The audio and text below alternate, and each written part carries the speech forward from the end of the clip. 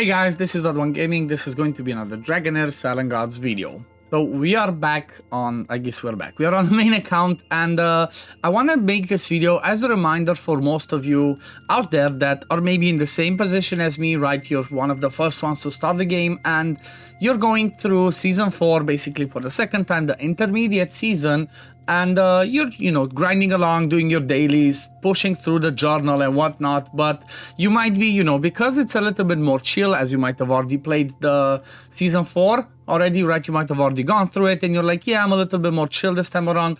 Well, I still want to remind you that there's something really important that you have to do today so that you don't forget, and honestly, this could stall your progress, right? Or you can waste a lot of resources if you forget about this thing that I'm going to show you right now. So what am I talking about, right? I just keep talking about the thing that can break your account, they can, be a problem. Well, what I'm talking about is the fact that today is the last day when you can reset your champions, and then after that, whatever you have built, that's what you're staking with, okay? So if I have a look over here, let's say go to my Espalta, go to reset, it does say over here, reset ends in 1 day and 4 hours, right? What does that mean? Well, that means that for the next 1 day, 4 hours, I can still reset my champions, I can move them around, I can try and maybe farm some more domains, I can try and farm some more of dungeons and all of that, but after that, after the 1 day and 4 hours, so tomorrow, 4 hours from, so today for me is like what, almost 4 o'clock, so tomorrow at 7 o'clock, which is,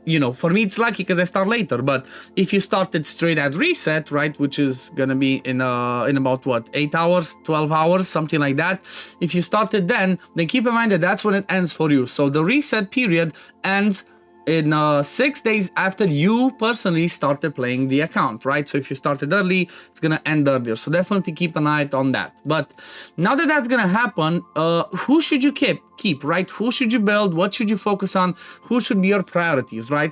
So pretty much this has been the same since Season 1, since the beginning, and I've made several videos talking about that, but I guess let's go about the priorities of what you should have built, right? What should be the first teams that you actually have built? Well, priority number 1 is always going to be the Goblin's Lair, right?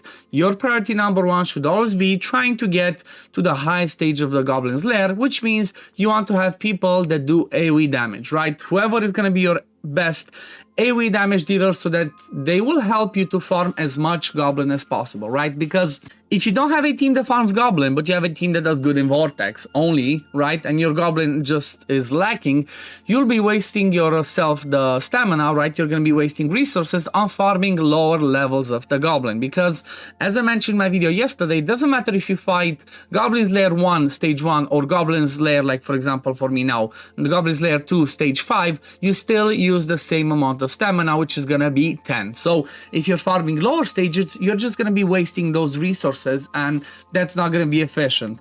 Now you might be thinking, yeah, but then I need some other teams that farm some other stuff, right? You might need teams that farm domains and things like that. Well, do keep this in mind. Up until like the domain stage 3, you can farm even with wrong affinity teams. As long as you have the level 70, level 90, you can still use the wrong affinities, because for stage 3, they are going to be strong enough for you to do that. However, if you farm lower stages of goblin, well, if you don't have a strong enough AoE damage team, you might have a problem.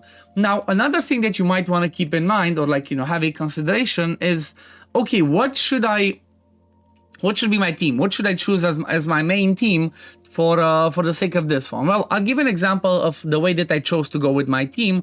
Well, for me, I chose to go with Shadow, right? They're really good because they bring lots of AoE hits.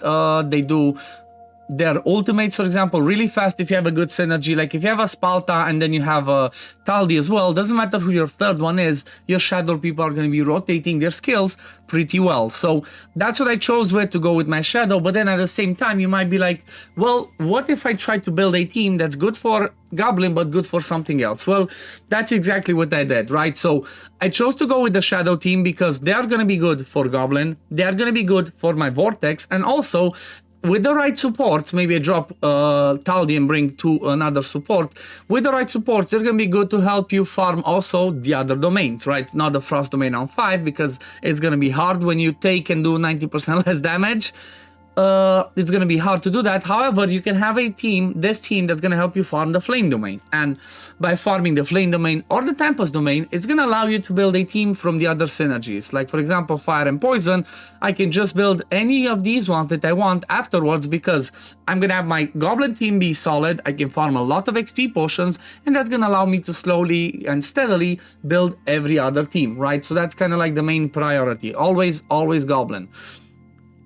Then I guess let's talk about the second priority. Well, second priority is obviously going to be trying to get your domains, okay? Because like I mentioned, you're going to need to have the higher stages of domains on farm so that you can get the important ones when it comes to leveling up your champs, right? Because every time you get them to 30, 50, 70, and 90, you're going to need the crystals to just ascend them to the next star rating.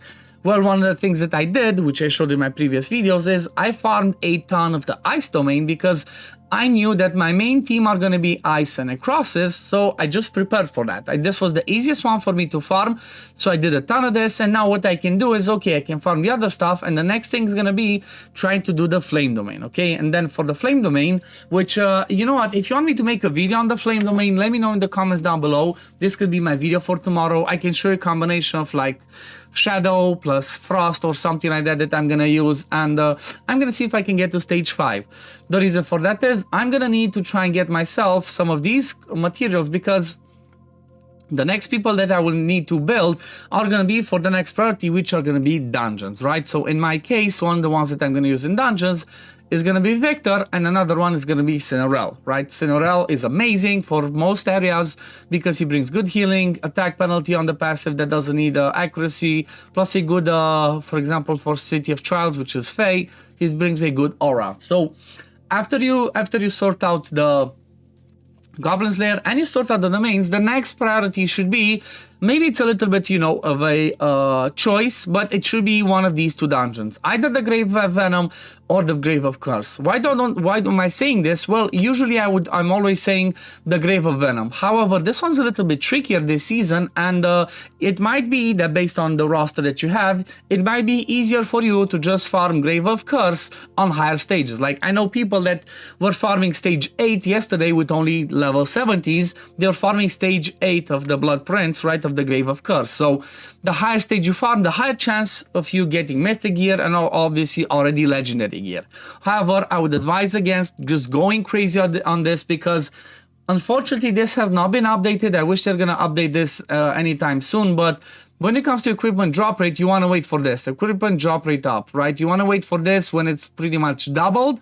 And that happens in 22 days. However, in the meantime, you still want to farm a little bit of them so you can have some good gear sets on your Goblin team, on your other teams like Vortex Dungeons, whatever. So I guess these are kind of like the things that I wanted to talk about. Again, don't forget about the reset. It's really important. If you miss this, you might be blocking your progress a bit. And then priorities, pretty much top 3 from my point of view is number 1, Goblin Slayer, right? The highest stage that you can, which for us is going to be Goblin Slayer 2 first. Secondly, having the domains or having enough crystals for the domains that you care about to build your main teams. And then third is going to be Grave of Venom or Grave of Curse, whichever you can farm on higher stage. The reason I'm saying that again is, if you can farm Grave of Curse first on higher stage, that should make your Grave of Venom easier, because you can have your tanks or your supports have better gear so that you can push and get Grave of Venom. And then as you get further into the game, Grave of Venom is going to be priority number 1, because obviously you're going to have more damage build people than actually, you know, supports in most of the teams from my point of view, especially for the end game. But yeah, that pretty much wraps it up for today. Hope you enjoyed this video, guys, and if you did, don't forget to like it, subscribe to the channel to see when I upload next, and I'm gonna see you on the next one. Peace, love, take care, everyone. Bye, guys.